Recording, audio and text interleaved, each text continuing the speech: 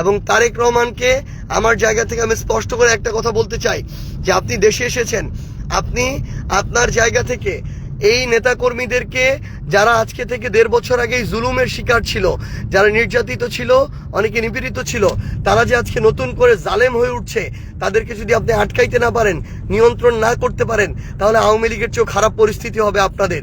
এই জন্য আহ্বান করব যে কঠোর নির্দেশনা দেন। পুরা স্থানীয় পর্যায়ে আপনাদের নেতারা যে ভয়ের রাজ্য কায়েম করছে, আপনাদের নেতাকর্মীরা যে একটা বুনো উল্লাস করছে, মানুষের বাড়িতে হামলা করে, মানুষের উপরে হামলা করে, রক্ত ঝরিয়ে, এই বুনো উল্লাস আপনার থামাইতে হবে। প্রিয় দেশবাসী, আসসালামু আলাইকুম।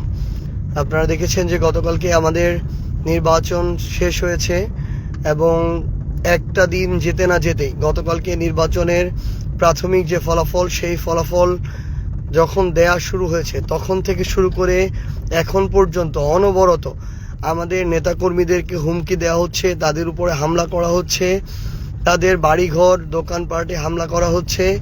এমন অনেকে আছেন যারা তাদের ভয়ে এখন বাড়িতে থাকতে পারছেন না এবং আমাদের অনেক নেতাকর্মীরা এখন আমাদেরকে বারবার ফোন দিচ্ছেন যে রাতের অন্ধকারে যেন তাদেরকে কেউ শনাক্ত যখন করতে পারবে না তখন তারা তাদের জায়গা থেকে হামলাগুলো বেশি করে চালাচ্ছেন।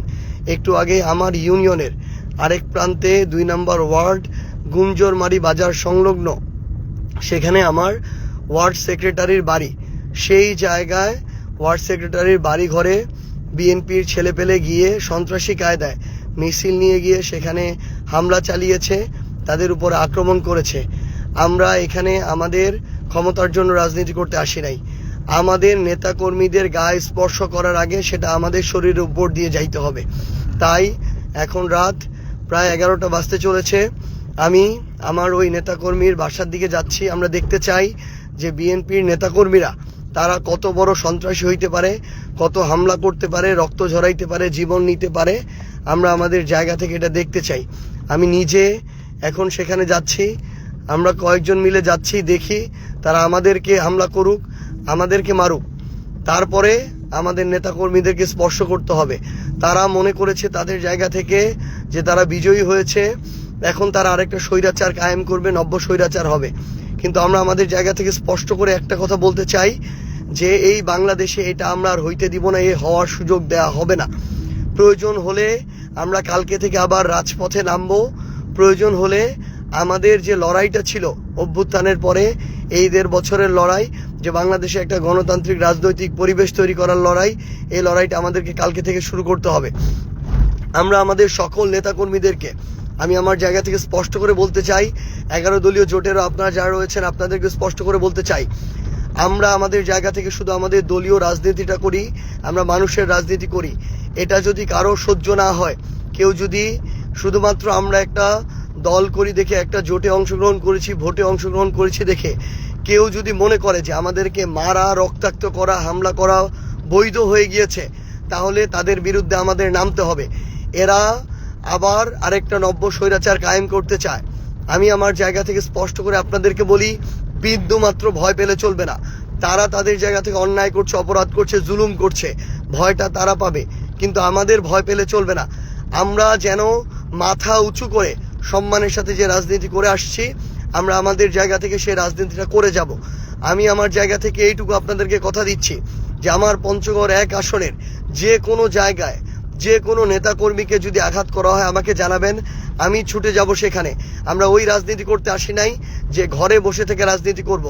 সৃষ্টিকর্তা মহান আল্লাহ আমাদের সুযোগ দিয়েছেন এই বয়সে আপনাদের প্রতিনিধিত্ব করার। আপনারা 1,68,000 মানুষ সেই আস্থাটুকু রেখেছেন।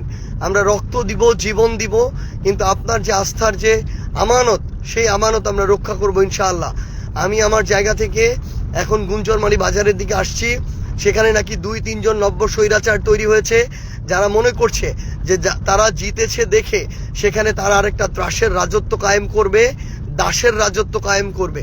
তাদের কথা মতো মানুষকে উঠতে হবে, চলতে হবে, বসতে হবে।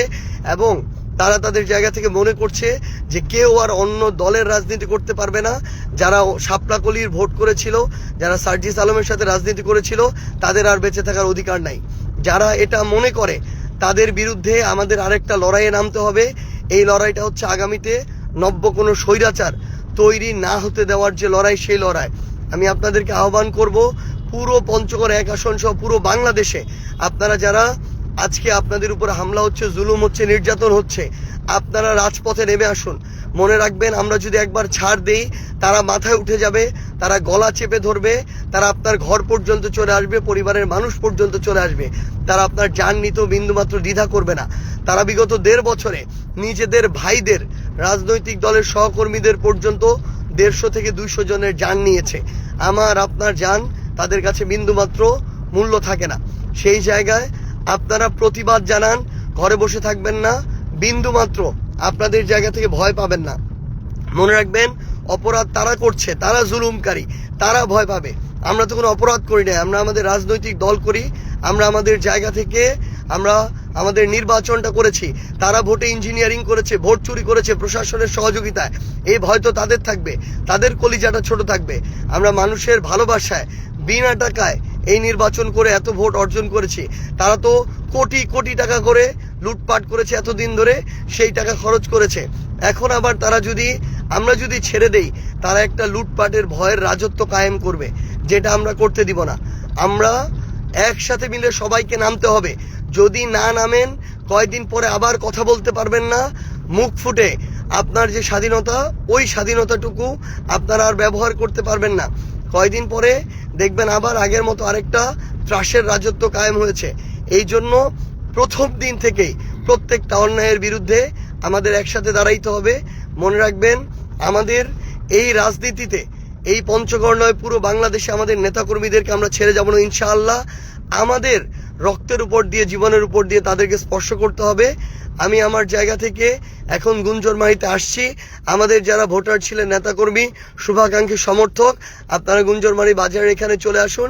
ইনশাআল্লাহ আমরা একসাথে মিলে সকল ধরনের নব্য স্বৈরাচার যারা আছেন, যারা নতুন করে মানুষের উপরে জুলুম করতে চায়, তাদেরকে আমরা রাজনৈতিকভাবে মোকাবেলা করবো ইনশাআল্লাহ। আর প্রশাসনকে স্পষ্ট করে একটা কথা বলি, প্রশাসন যদি ক্ষমতার দালালি করার জন্য প্রশাসন হন, যদি বসে বসে নাটক দেখার জন্য প্রশাসন হন, যদি তোষামত করে বড় পদ পদবি পাওয়ার জন্য, ওই লবিং করার জন্য আপনারা সকল অন্যায় মুখ বুজে সহ্য করেন, তাহলে আপনাদের মতো মেরুদণ্ডহীন, ব্যক্তিত্বহীন মানুষদের এই প্রশাসন ছেড়ে দেওয়া উচিত। আমি আপনাদেরকে আহ্বান করব, আপনারা আপনাদের ওই শপথের মূল্য দিন। আপনারা এই দেশের সাথে আপনাদের যে কমিটমেন্ট, সেই কমিটমেন্টের মূল্য দিন। দয়া করে আপনার পেশার যে পেশাদারিত্ব, যে ইমানি দায়িত্ব, সেটার আপনারা মূল্য দিন। আপনারা পুরো দেশে যেই জুলুমগুলো হচ্ছে, সেই জুলুম বন্ধে আপনাদের যে অ্যাকশন, সেই অ্যাকশনগুলো নিন। এবং তারেক রহমানকে আমার জায়গা থেকে আমি স্পষ্ট করে একটা কথা বলতে চাই, যে আপনি দেশে এসেছেন, আপনি আপনার জায়গা থেকে এই নেতাকর্মীদেরকে, যারা আজকে থেকে 1.5 বছর আগেই জুলুমের শিকার ছিল, যারা নির্যাতিত ছিল, অনেকে নিপীড়িত ছিল, তারা যে আজকে নতুন করে জালেম হয়ে উঠছে, তাদেরকে যদি আপনি আটকাইতে না পারেন, নিয়ন্ত্রণ না করতে পারেন, তাহলে আওয়ামী লীগের চেয়েও খারাপ পরিস্থিতি হবে আপনাদের। এই জন্য আহ্বান করব যে কঠোর নির্দেশনা দেন। পুরা স্থানীয় পর্যায়ে আপনাদের নেতারা যে ভয়ের রাজ্য কায়েম করছে, আপনাদের নেতাকর্মীরা যে একটা বুনো উল্লাস করছে, মানুষের বাড়িতে হামলা করে, মানুষের উপরে হামলা করে, রক্ত ঝরিয়ে, এই বুনো উল্লাস আপনার থামাইতে হবে। আজকে আমার যুবশক্তির একজন কমিটির সদস্যকে তারা 15-20 জন মিলে পিটিয়ে মেরেছে।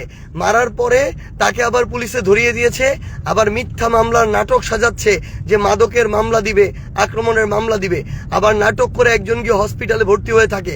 এই ধরনের নাটক করে যদি আপনারা মনে করেন যে বাংলাদেশে আরেকটা ভয়ের রাজ্য কায়েম করবেন, আমি শুধু আপনাদেরকে সতর্ক করে দিচ্ছি, এখানে অভ্যুত্থানের প্রজন্ম, অভ্যুত্থানে অংশ নেওয়া সবাই এখনো বেঁচে আছে। এই মানুষগুলো 16 বছর এর আগে সহ্য করেছিল, এবার কিন্তু 6 মাসও সহ্য করবে না। আমি আপনাদেরকে সতর্ক করে দিচ্ছি, এর আগে শেখ হাসিনা ভারতে পালিয়ে গিয়েছে, এমন অনেকে আছে যারা অপরাধ করে পার পেয়ে গিয়েছে, কিন্তু আমাদের ওই অভিজ্ঞতাগুলো আগে ছিল না বলে এটা হয়েছে। এখন সেই অভিজ্ঞতা আছে, কেউ পার পাবে না, কেউ পালানোর সুযোগ পাবে না। একদম স্পষ্ট করে বলে দিচ্ছি, আপনারা সবাইকে সতর্ক করে দেন।